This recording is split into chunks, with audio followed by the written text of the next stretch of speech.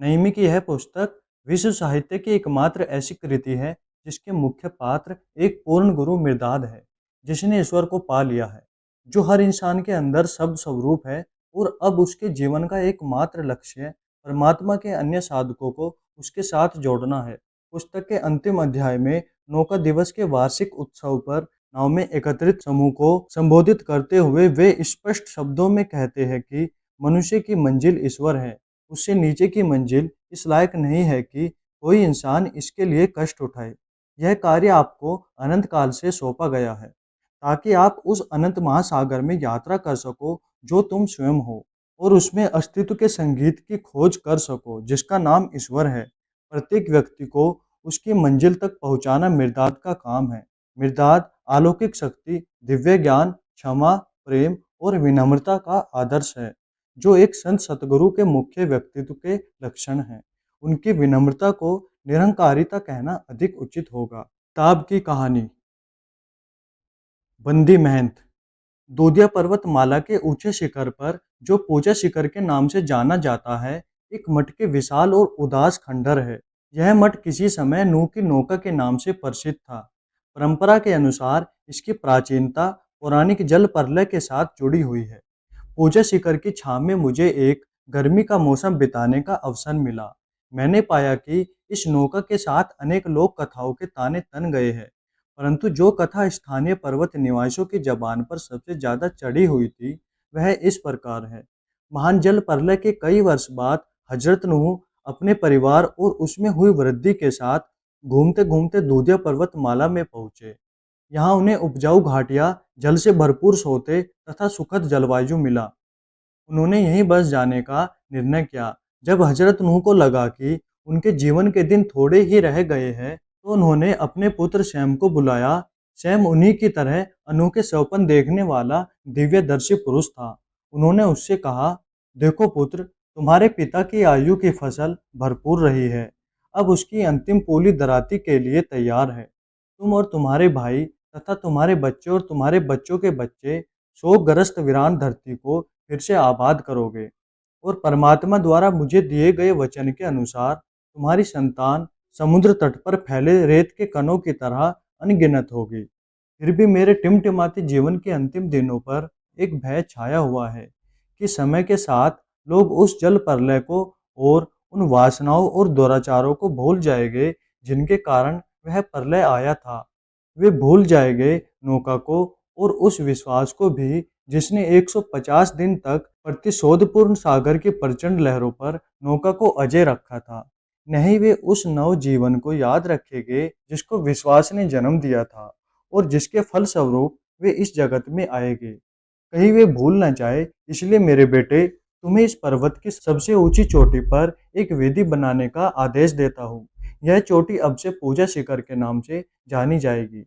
मैं यह भी आदेश देता हूँ कि उस वेदी के चारों ओर एक भवन का निर्माण करना, जो हर प्रकार से उस नौका के सदृश तो हो, परंतु आकार में उससे काफी छोटा हो।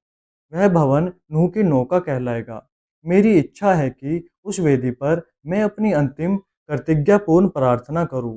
मेरा आदेश है कि जिस अग्नि को मैं उस वेदी पर प्रज्वलित करूंगा, उसे अखंड ज्योति के रूप में निरंतर जलती रखना।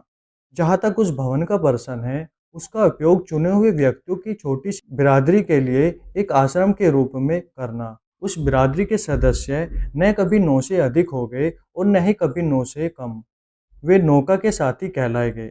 जब भी उनमें से किसी साथी का देहांत होगा, प्रभु उसका स्थान लेने के लिए तुरंत किसी दूसरे व्यक्ति को भेज देगा। वे आश्रम को छोड़कर कहीं नहीं जाएंगे, बल्कि अपना पूरा जीवन उसी के अंदर एकांतवास में बिताएंगे। वे मां नौका के व्रतों का पूरा पालन करेंगे, विश्वास की ज्योति जलाए रखेंगे और अपने तथा समस्त मानव परिवार के पथ प्रदर्शन के लिए परमात्मा से प्रार्थना करते रहेंगे।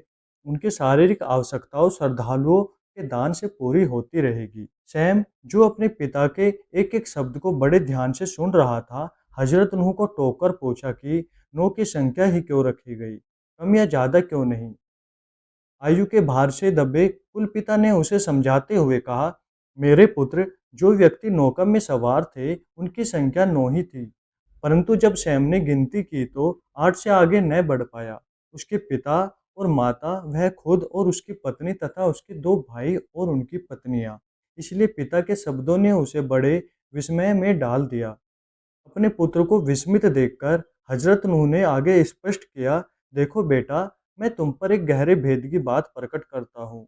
नौवा व्यक्ति गुप्त रूप से नौका पर चढ़ा था। उसे केवल मैं जानता था और केवल मैंने ही उसे देखा था।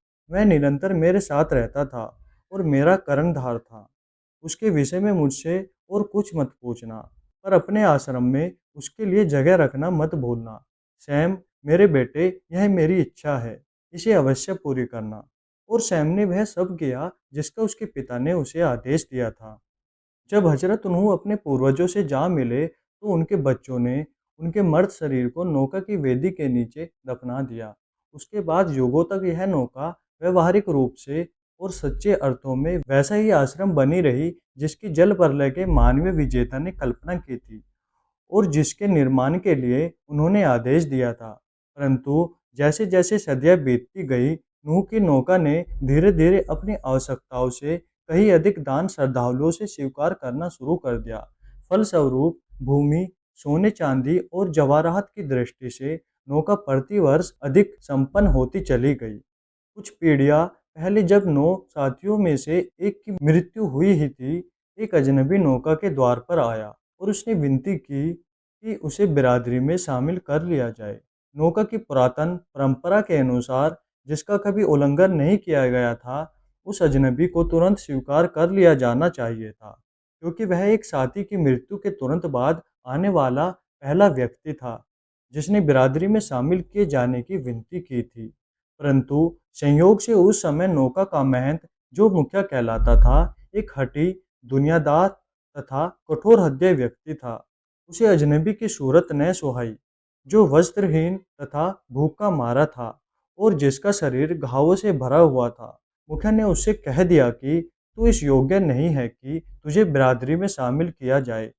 अजनबी ने शामिल किए जाने के लिए बहुत आग्रह किया और उसके इस आग्रह से मुखिया को इतना क्रोध आ गया कि उसने हुक्म दिया कि इसी क्षण यहाँ से चला जा।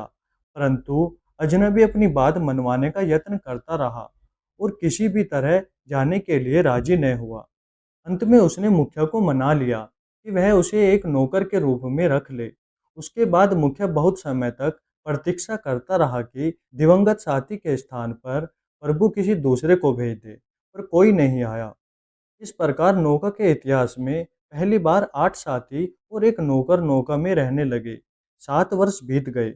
मठ इतना धनवान हो गया कि कोई उसकी विपुल संपदा का अनुमान नहीं लगा सकता था। चारों ओर मीलों तक फैले गांव और जमीनें उसकी संपत्ति बन गए थे। मुखिया बहुत प्रसन्न था और यह सोचकर कि अजनबी नौका के लिए भाग्यशाली सिद्ध हुआ है, उसके साथ अच्छा व्यवहार करने लगे।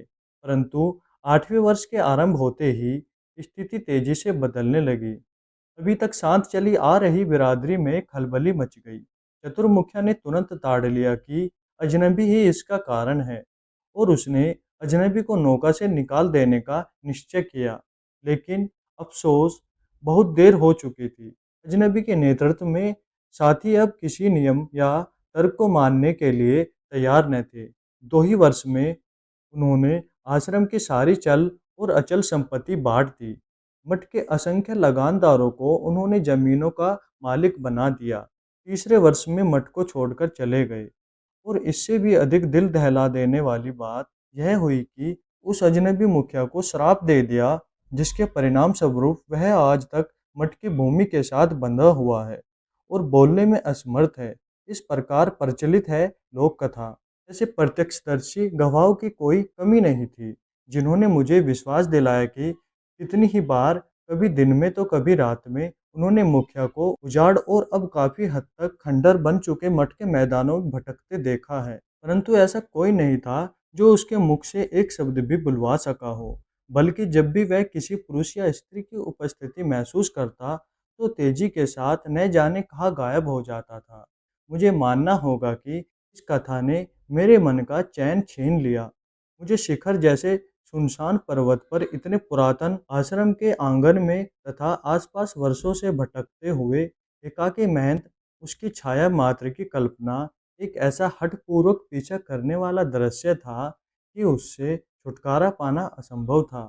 वह मेरी आंखों में रड़कने लगा, वह मेरे विचारों पर आघात करने लगा, वह मेरे रक्त को उत्तेजित करने लगा, वह मेरे हाड़ मांस को बांधने लगा।